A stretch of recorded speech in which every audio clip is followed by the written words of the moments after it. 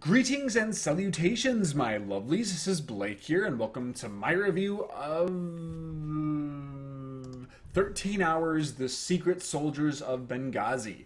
And yes, I am reading off of the IMDb page right now because I can never remember this stupid title.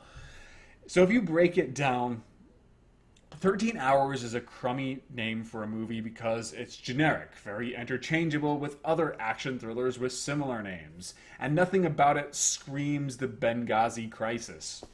The Secret Soldiers of Benghazi, on the other hand, might be more revealing, but to me it sounds like a corny 80s actioner, not a movie based off a very serious event.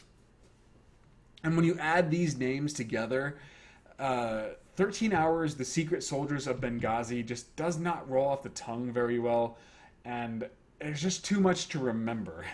And so whenever I try to describe this movie to other people, I'm always getting the name wrong in some way. I'm either getting the order off, or I'm forgetting a certain word. This movie needed a much snappier title, a much more memorable title. I think Benghazi on its own would have worked perfectly.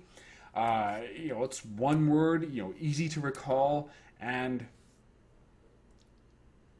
it's distinct. You're not likely going to confuse it with anything else. Personally, I just refer to the movie as Benghazi, but I try to be a little more professional than that, and Benghazi just makes it too difficult for me. So when I first saw the trailer, I had no idea that this project was even in development. And my immediate reaction was, this seems kind of tasteless and exploitive. Just way too soon for them to be making a movie about what happened in Benghazi in 2012. And then I saw that Michael Bay was attached as the director, and I was like, wow, this is going to be a disaster of amazing proportions. The thing with Michael Bay, even though he gets a lot of hate from everybody, I do have a certain amount of respect for the man. I do believe that he is intelligent, and even though his movies aren't good, he does seem to have a pretty solid understanding of what will get people to watch his movies, which is why most of them are very successful. He has a formula that he generally sticks to and that he's adequate at, even though it's a bit too juvenile for my tastes. I much prefer high art stuff like Carnosaur 3. But Benghazi just seems above him.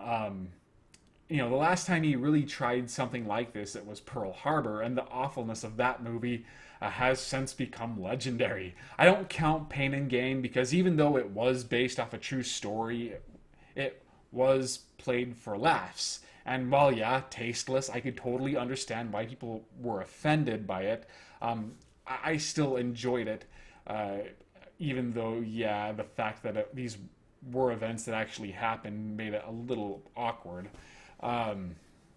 But I still saw the movie. Once again, Michael Bay, he knows how to get people in the theater, and even though I'm constantly being burned by him, I'm always there. But you know what? This actually was a pretty good movie. It's not great. The flaws definitely weigh it down, and even though Michael Bay exceeded my expectations and in many ways delivered his best work as a director, but unfortunately, I think Bay's presence really held this movie back. And I'm not just referring to the fact that we know he is behind the camera. What I mean is the Bayisms, which appear in pretty much all of his movies, they do occasionally poke their heads out, and they can be pretty distracting. I'll get back into that a little later. If the director was somebody like Catherine Bigelow, Paul Greengrass, Ridley Scott, Oliver Stone, I think they would have made a much more compelling, thought-provoking, and just potentially great movie. So, yeah, Michael Bay, once again, he did do some of his best work as a director, but Benghazi still deserved better. He is still out of his element. So The first thing you need to know about Benghazi is that there is absolutely no political message here. It is a straight up 100% action thriller that emphasizes the battle scenes over anything else. There's no pointing of fingers, there's no web of intrigue. It's very straightforward stuff. Now, you could make an argument that Benghazi is playing it way too safe, and you would be right. You could make another argument that it was just better for Benghazi to play it too safe because, for one, Michael Bay, he's not Oliver Stone. He's not going to be able to do it in a way that is compelling. It would probably be a lot clumsier if this film did take a lot more risks. But it didn't bother me either way because, Michael Bay wanted to make a straight up action film, while paying respect to, the guys who either perished during this time or put their lives on the line.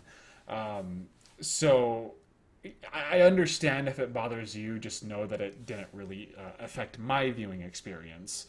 One issue I did have was the characters are often very difficult to tell apart. The acting is really good, and I enjoyed their banter, but there's not a whole lot of time dedicated to fleshing them out as individuals, and they all seem to have very similar story arcs. They're all having problems back home, connecting to their families, and they just can't stay at home for long before they have to go back to the fight. I was a little annoyed that everybody seemed to be going through this stuff without exception. Now, granted, maybe this is all very true. Maybe every single one of the people these characters are based on were going through the same problems. I don't know. I'm just saying, from a cinematic perspective, this all seemed kind of cliched. And I thought the main protagonist's flashbacks with his wife and kids, that they were a little corny.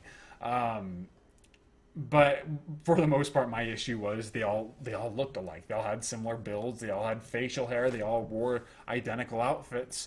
So in the middle of all these action scenes, it's just kind of hard to tell who is who. But like I said, the acting was really good. Some of the performances really did stand out, whether it was them being more comedic or them, selling drama. I did like these characters, even if I mean more as a whole than as individuals.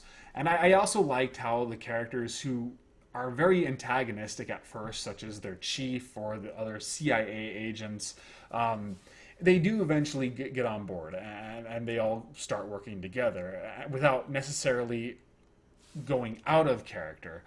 So I thought that was kind of cool too. And for all the issues I had with the characterizations, all of their interactions are fun. At no point I was ever bored in this movie, so that's good. It's a very fast-paced film, although I'll get into that a little bit more later. I thought the build-up was excellent. Now, this is something that a lot of people have criticized. They felt that too much time was put into setting up the actual attack. Maybe a little bit, but not much. The only thing I personally would have removed was the little bits dedicated to the senator or the ambassador. Obviously, what happens to him was one of the most remembered parts of the actual event. So I guess I don't blame them, but he's not that much of a character. It just every once in a while he'll get a scene dedicated to him. So maybe a lot of his screen time was cut out. I don't know, but I still thought the remnants seemed a little unnecessary, considering it wasn't his story. He was just a part of it. And I have to be careful what I say because I don't want to sound like I'm disrespecting the actual person. I'm just talking purely from a cinematic perspective. And even that would have amounted to 1 minute being removed. I loved how foreboding the imagery was. I thought the sound design and the lighting was surprisingly artful and effective, too.